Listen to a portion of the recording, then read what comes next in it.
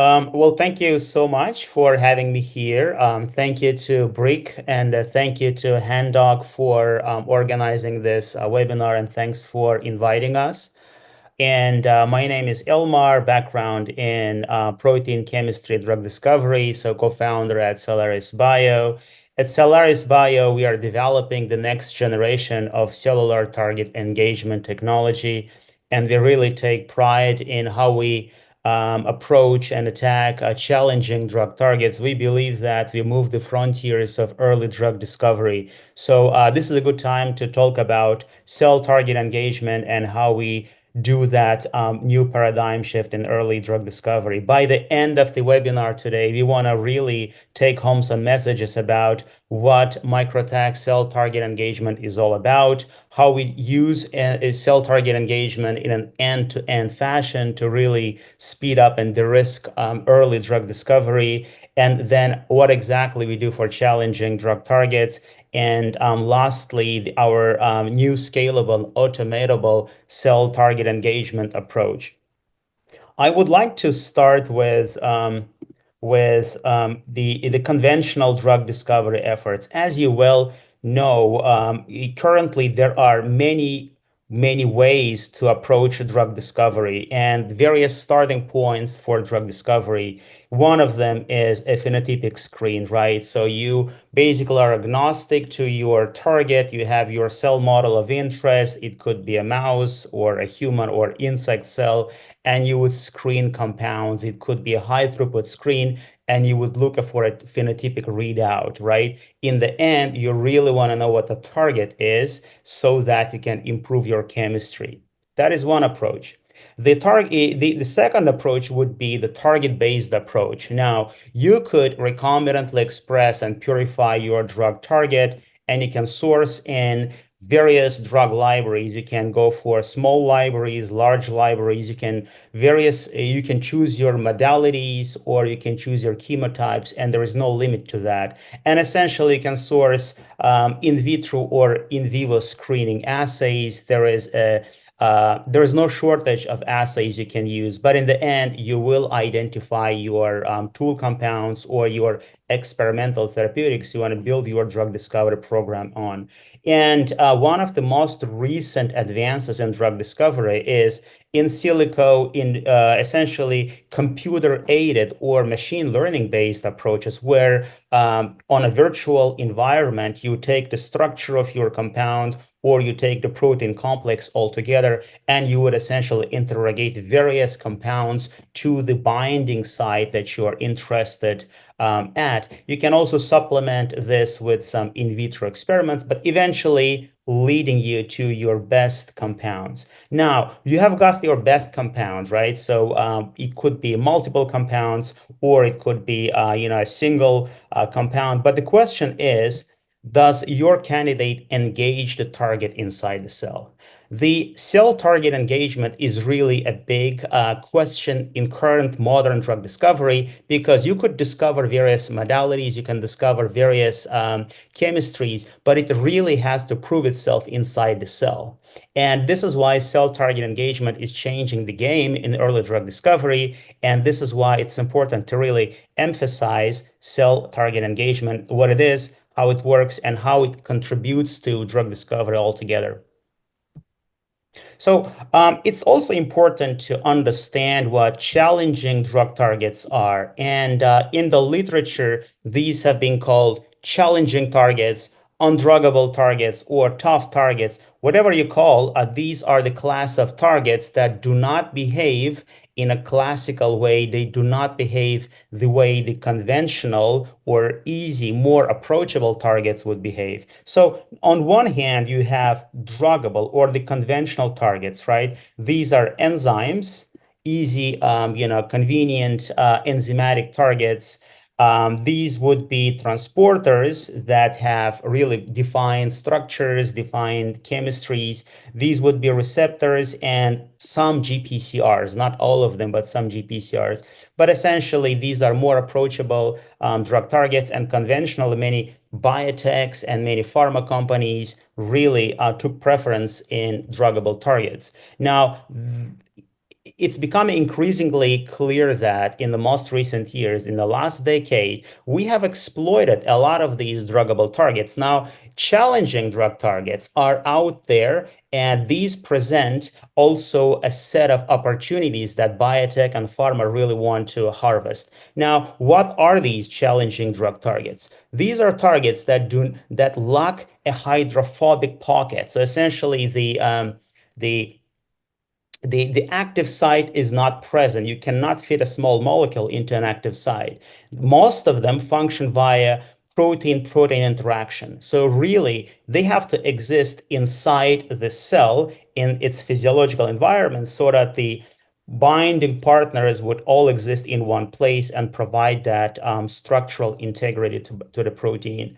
So no active sites, we mentioned that, and a lack of the structure outside of the cell. Many challenging drug targets have intrinsically disordered regions, so it's really not possible to recombinantly express, purify them. You really have to have the cellular intact physiological environment for these proteins to exist so that their structural and functional integrity is not compromised. So this is what we're up against, and really it's the challenging targets that we're trying to take to the next level and enable drug discovery for these kind of targets. Now, on the left side, now you have a problem. Now you have a challenging drug target. You know that these targets they lack the binding pockets, or the binding pockets would be too transient or too shallow, or essentially it's not sufficient to conventionally fit a small molecule in, or they would exist in large protein complexes. And on the left side, you have a desired solution. Ideally, what you want to do is you want to discover a small molecule or a medium-sized molecule that would span a large surface area on your target protein, and it would cover the active sites or the hot spots, and perhaps sometimes you also want to disrupt the protein-protein interactions. And how do you deal with that? So cell target engagement has emerged as a paradigm in the recent years, and there are various, a few technologies out there. We categorize them by first generation, second generation, and now Cellares Bio presents really the next generation of cell target engagement technology. There are various ways you can approach this, but essentially, by interrogating the drug target directly inside the cell, you can measure the biophysical shifts in the protein's thermal stability when a small molecule engages the target inside the cell. And there are various ways you can set up a screening campaign to go through multiple molecules for hit discovery, for validation, and then for subsequent optimization. And eventually, this leads you to really identification of novel binders, inhibitors, activators, you name it. This is the new paradigm really we are really so excited about. So why cell target engagement, and how do we see cell target engagement in this big scheme of things? So cell target engagement essentially preserves cell biology. We work with live cells, and it unifies early drug discovery. Instead of using a number of conventional methods, a number of conventional biophysical methods, we essentially unify all of that into one cell, and this provides us with the answers that we need to advance early drug discovery efforts. There are more than 2,500 challenging drug targets. These would be transcription factors, some membrane proteins, a lot of nuclear proteins, conventionally undruggable, but now we transition them into a druggable form so that we can unlock future therapies. And there are more than 9,000 undiscovered therapies out there, and many of them are hiding behind challenging drug targets. So if we have a good handle to real approach and switch challenging drug targets, imagine you can discover newer, better therapies of the future. And these would be in the oncology, in longevity, in metabolic diseases, so you name it. So at Cellares Bio, we have built this platform called the MicroTag Cell Target Engagement Platform. The platform is an assembly of our proprietary cellular systems that we engineer after every drug target of interest, and together with the readily available lab infrastructure, lab equipment like plate readers, like real-time systems. So we can do whole cycle of drug discovery at Cellares Bio. So the first step we would do is cellular DEL. DEL stands for DNA encoded libraries. Imagine you have a drug target of interest. You want to discover new chemical matter to it, and it's a challenging drug target. So where do you start? We would engineer the reporter cells for your target, and then we would source in a DEL library of interest. So we would do cellular DEL. We would enrich small molecules that would engage with your target in the live cellular environment. And this would choose the right chemical space. And now you can also apply artificial intelligence or machine learning to enhance that chemical space. Second step would be hit validation. After the fact of drug discovery, now you can select and cherry pick your best candidates. You can synthesize them separately or buy over the shelf, and you can bring them to the lab and test them against your drug target one-on-one. And you would want to see their potency, their selectivity. You can rank them in various ways, and this can guide and speed up your medicinal chemistry efforts.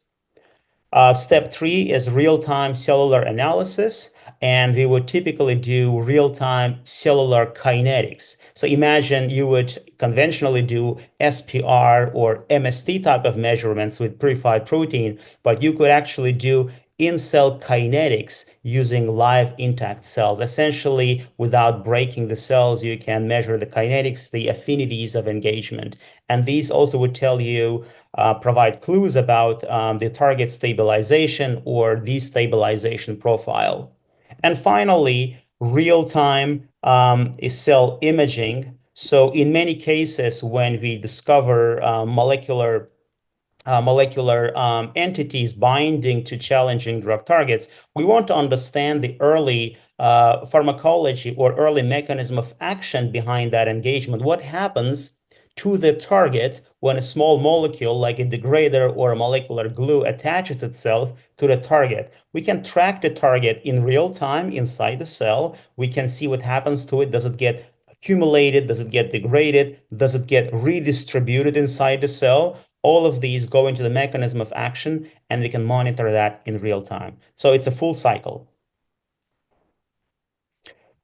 Briefly about our MicroTag enzyme complementation technology. Now, you might be working with a target that sits inside a nucleus or in the cytoplasm or cellular membrane. It really doesn't matter where your target is located. The first thing is that we need to know what the target is, its ID, and we would clonally attach a 15 amino acid tag to the N or the C terminus of the target protein, put it back into the cell, and now you have a reporter cell that would allow you to measure engagement of that target with your ligands. You will treat these cells with your ligands. You would apply now a temperature challenge. The temperature challenge is essentially an important step here. It allows you to push the target inside the cell to a point of destabilization, near aggregation. And when a small molecule is present to engage with your target, it will stabilize the target and rescue the target from that destabilization event. So it's the biophysical shifts of the target that you can really measure and quantify. How do you quantify that? We do that by adding Fred substrate and a tag binding protein. By virtue of enzyme complementation, the tag binding protein, which is a free reagent, will complement itself with the 15 amino acid tag, which is attached to your target. They'll complement, they will cleave the Fred substrate, and you have a release of fluorescence signal. And the amount of fluorescence signal is directly proportional to the level of stabilization of the target by your ligand testing. So it's a fluorescence signal you can measure in conventional plate readers, which is an endpoint reading, Or you can use real-time readers, which are really there to read every single time point, and you can see the entire trajectory of that engagement, and you can stop the reaction using the early time points or in the very long time points. Or you can use the same cells essentially for real-time live cell imaging to monitor the chemistry and the mechanism of action of your therapeutic molecule and the response of your target. So as a company, Cellaris Bio also is in a unique position to offer cellular DEL. So we can do DNA encoded libraries using cellular environment. Essentially, what you would do is generate those reporter cells for your specific target. You would source your DNA encoded library. You want to make a decision. What kind of chemistry do you want to discover? Are you after covalent inhibitors? Are you after non-covalent inhibitors, degraders, or molecular glues, microcycles, or something else? So depending on these, you would source in your DEL library. And now using a cellular environment, using the cells we have generated, you can actually pull down compounds and candidates that would engage with your target under live conditions.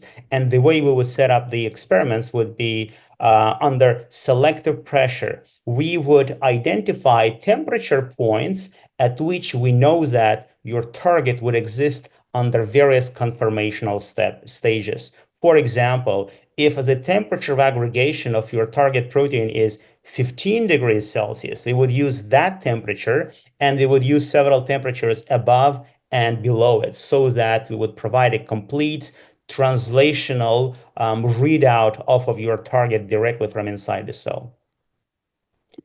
And I'm happy to answer questions after the fact, after this presentation. So when we do DEL discovery, we can also monitor that DEL engagement with your target directly in real time. And this is the power of our technology, because it not only allows you to do that cellular DEL, but it also allows you to monitor the quality control and the state of that engagement in real time.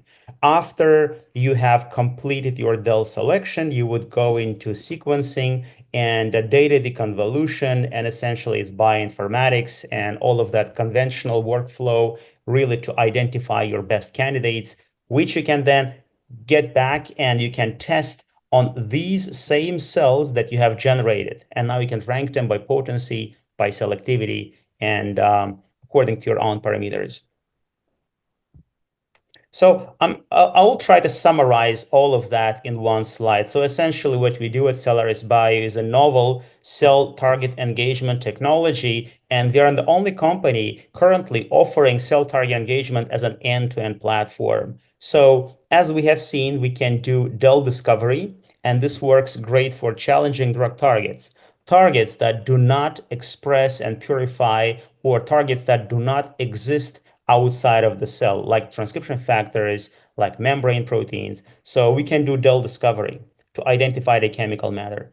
Step two is heat validation. So after the fact of discovery, bring a few candidates to the lab and test them one-on-one against the target. So blue boxes here would be your promising candidates, because every candidate would start from a low signal point and would end up with a high signal point, meaning that they stabilize the target in a dose-dependent manner, and you can extract the EC50 off of that curve. And then you can rank your candidates by EC50. You can also complement the system by a counter screen, which will give you a sense of selectivity of the target and essentially altogether guiding your medicinal chemistry. So the red boxes here would be non-promising compounds because there is just poor profile or just not sufficient engagement event of the target. Stage three would be real-time analysis, and this is where we do real-time cellular kinetics to understand the mechanism of action, the stoichiometry of that engagement between the target and the ligand, and we can also do live cell imaging directly using the reporter cells we have generated for the mechanism of action. And then step number four, it's all about putting all of these knowledge together now to generate your best candidate. We can do heat expansion and optimization, and you can rank your newer candidates by thermal stability, by in-cell affinity, and altogether leading to better optimized ligands. So really, it's all about early drug discovery, allowing you to go after challenging targets faster in a de-risked manner. I want to finalize with this slide. So at Solaris Bio, we are really expanding and we are building this microtag cell target engagement platform. It's a wet lab platform. Essentially, we can work with the platform. We have a lab operation that does various projects on routine, a regular basis. We can work with challenging drug targets, enzymes, transcription factors, membrane proteins, and other difficult to target proteins. And we can work with multiple therapeutic modalities. Most of our work falls under small molecule modality because it's just so much easier to work with them. We work also routinely with degraders, with molecular glues. Sometimes we work with peptides as well. We need to optimize the system as long as the peptide is not thermally labile, we can work with peptides as well. Antibodies, we sometimes can work with antibodies, but in many cases we decide not to do so because there are other well-established methods for antibodies. But really, we cover a lot of space in the small to medium-sized molecular niche. I will stop here and I will let my colleague and co-founder Ivan Babik take it from here and tell you more about cell target engagement and a few case studies. Okay, thank you, Elmar. And thank you to the organizers. My name is Ivan Babik, co-founder of Solaris Bio. My current role at Solaris Bio is to oversee the lab operations of our San Diego lab. Elmar, can you remove the highlighter? It's just slow. So what I want to start with is by talking about some of the differentiating features of the microtag technology compared to some of the other methods out there that are available for cell target engagement that are based on luminescence. So if you do a web search for cell target engagement, you'll see some companies that offer immuno-based techniques, which are really laborious, cumbersome, difficult to work with. Then there are others that have luminescence-based. So ours is now the next generation of cell target engagement, which offers a fluorescence-based chemistry. And some of the differentiating features that makes our strategy much more advantageous over current available technologies for cell target engagement are, first of all, the tag size. Our tag size is 15 amino acids compared to luminescence-based technologies, which are either 12 amino acids or 42 amino acids. Now, these luminescence-based technologies, their tags are highly hydrophobic, and so you require to add a lengthy spacer between your protein of interest and the tag. So this limits the utility of this particular tag for some difficult or challenging targets such as transmembrane proteins. So our signal type is fluorescence, and using our chemistry, you can choose the type of fluorescence or the wavelength of fluorescence that you want. So there's versatility in our technologies in terms of the substrate utility. The target class, so the kind of proteins that our technology is amenable to, is all sorts of proteins. We've worked with transmembrane proteins, nuclear proteins, cytoplasmic, Golgi, mitochondrial proteins, and it works very well because our tag is highly hydrophilic.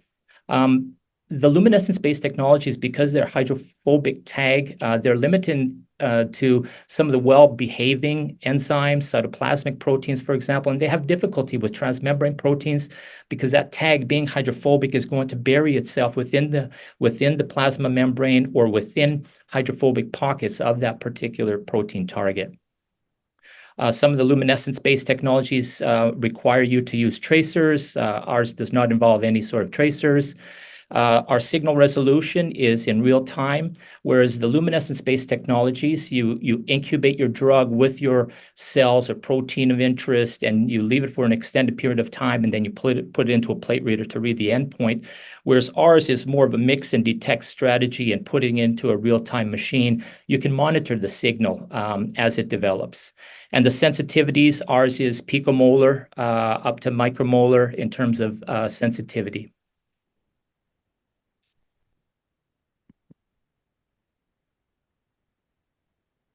So how does the microtag function? How does it work? Here's a cartoon of exactly how this works. So it's based on enzyme complementation, right? So it's two units coming together to form an active enzyme. And these units, first of all, are a 15 amino acid microtag that is in blue, that's added to your protein target of interest in brown. And this is clonally added either to the carboxy or amino terminus. And in the presence of a drug, the drug is going to bind to your protein, and then you incorporate a heating step. So the heating step is to cause the protein to start to unwind, unfold, and have the hydrophobic amino acids come to the surface and cause aggregation of your protein. When it starts to aggregate, you lose that 15 amino acid tag within the aggregate, and is no longer available to bind to the microtag binding protein. So after the heat challenge, you can add the microtag binding protein along with the RNA substrate. So it's a FRET RNA. And the tag binding protein associates with the microtag binding protein. The tag binding protein associates with the 15 amino acid microtag, and they form an active RNase enzyme. So this is important because the RNase actually is highly it's able to withstand high temperatures. So we can actually utilize that with the thermal programming capability of some of the instrumentations that also are able to detect fluorescence. So the binding of the microtag to the tag binding protein creates an active enzyme that can cleave that FRET RNA substrate. So this is a FRET RNA substrate that has a donor and a quencher that are really close together. Cleavage of that substrate releases that fluorescent signal because it separates the donor and the quencher. And so this is the fluorescence that is generated. And the amount of fluorescence that's generated is directly proportional to the amount of protein, your protein target, that is present in the solution. So some of the advantages of this, of the microtag technology, is it can be applied to potentially any target. As I mentioned, it's transmembrane proteins, nuclear proteins, challenging drug targets. So it's amenable to use with those particular targets. We can perform live cell imaging. We can introduce flow cytometry. We could use real-time qPCR machines along with plate readers. So there's various instrumentation that this chemistry allows us to go into. And importantly, it's amenable to high throughput and automation. So if you want to scale up this operation, so this is an ideal way that you could incorporate, for example, a real-time qPCR automation with cell target engagement to do a high throughput screening of a drug library, for example. And so we can work with whole cells, or we can work with lysates. One of the unique features that really sets this technology apart from all other technologies is we are a mix and detect strategy for cell target engagement. So you no longer have to identify a melting temperature for your protein and then interrogate drug binding at that particular temperature. Instead, you would have a microtag reporter cell line, you add your drug to it, you add the detection reagents, and immediately put it into, for example, a qPCR machine. And then using the thermal programmability of that qPCR machine, you can incorporate various heating steps with detection steps. And here, what you're looking at to the right is a typical output of this particular strategy. So what the graphs would look like. So the red line is a DMSO control, and you would get a flattening out of their signal, because now what you're causing is aggregation of the protein. In the presence of a test compound that binds to your particular protein, you get stabilization of that signal. So you see this increase in fluorescence relative to DMSO control. And then we can quantify the amount of stabilization by taking the area under the curve between these two graphs. And so that we can quantify as the amount of binding and stabilization by that particular ligand. So this is a highly automatable, programmable system. And the key feature of this is there's much fewer steps within this target engagement strategy. There's no longer a need to identify a melting temperature for the protein, which is really important. And it works for membrane proteins, transcription factors, and challenging drug targets. This is just the real-time step gradient programming that would be incorporated. For example, you can incorporate 1 minute heat step, hold at that particular temperature, and then detect for about 10 minutes every 30 seconds, and then increase to the next step of heating. So this is just what it would look like if you use a qPCR machine. So some of these case studies I just want to demonstrate that we've performed.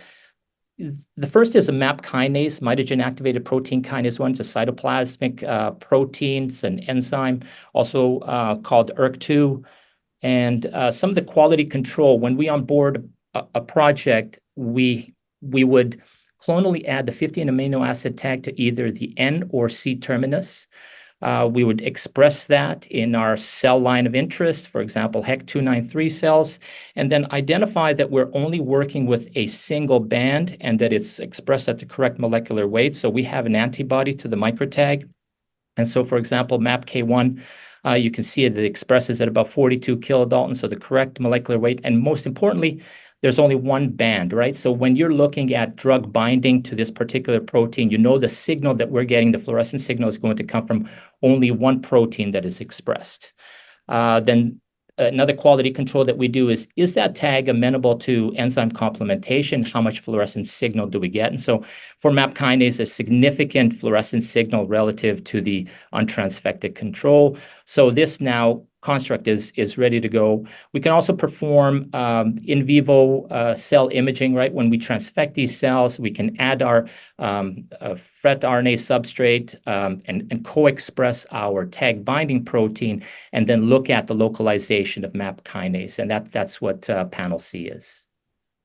So this is our reporter phase. Now this assay system is ready to be tested with drugs, right? Because we get good expression, good enzyme complementation. And so now this is what we do when we onboard a project with a reference compound, so a pilot study where can we identify any sort of stabilization or in some cases destabilization in the presence of the drug. And so for MAP kinase, there's a commercially available compound, AZD 0364, so it's AstraZeneca compound that is characterized as a MAP kinase binder. And we also incorporated crizotinib as a negative control, and that's in blue, and then DMSO control in red. And so what you can see in the step gradient is halfway through at about 50 to 55 degrees Celsius, you're seeing a separation of the curves, whereas in the presence of the AZD compound, the black line, you get more signal being generated. And in panel B, now we can determine the area under the curve for each one of these and subtract out the area under the curve for the DMSO control. And that's the shaded area that you're seeing. And though the inset, the bar graph, is just showing the area under the curve for the AZD compound compared to the crizotinib negative control compound. So there's significant difference between these two compounds. So one showing stabilization, the other overlapping with the DMSO control, no stabilization, suggesting that there's very good target engagement by the AZD compound. So then we can also do a dose dependence, the dose response curve, that's panel C of the AZD compound. So you can see that there's a separation at about, what is that, about 4 nanomolar. I guess there's a separation as you increase the amount of the drug, you start to get the separation between the DMSO control and the test compound. Comparing that, panel D, that's the negative compound. the curves are overlapping with the DMSO control. What we can then do is derivatize the data from C and try to determine a dissociation constant. So an in-cell KD, an observed in-cell KD that we're reporting as 4.3 nanomolar for the AZD compound. And so the way we do this is to either take the area under the curve and subtract out the DMSO control and plot it against the inhibitor concentration. And this gives us an in-cell KD measure, or we could take the final data point and subtract out the final data point for the DMSO control. So there are two different ways that we can do this. So another case study that I want to talk about here is KRAS. And we follow the same procedures when we onboard the project. We'll label, so we'll clonally attach the microtag to the amino terminus in this particular case for KRAS. So we're working with the G12D mutant and comparing it to the KRAS wild type. So this is just the expression tested with the anti-microtag antibody. Then quality control for enzyme complementation, showing that there's significant fluorescence generated by the G12D mutant and the KRAS constructs. And then also in-cell imaging, identifying that it's expressed in the cytoplasm and at the plasma membrane, both of these constructs. And there's more actually expression with the G12D mutant that we find this particular mutant expresses well, and the cells tend to grow really quickly. So this is where we introduced a Mirati compound. So a Mirati Therapeutics compound, MRTX 1133, a characterized binder of G12D.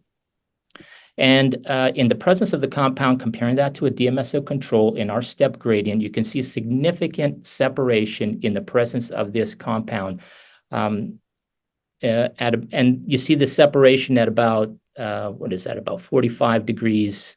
You get very good separation, significant stabilization.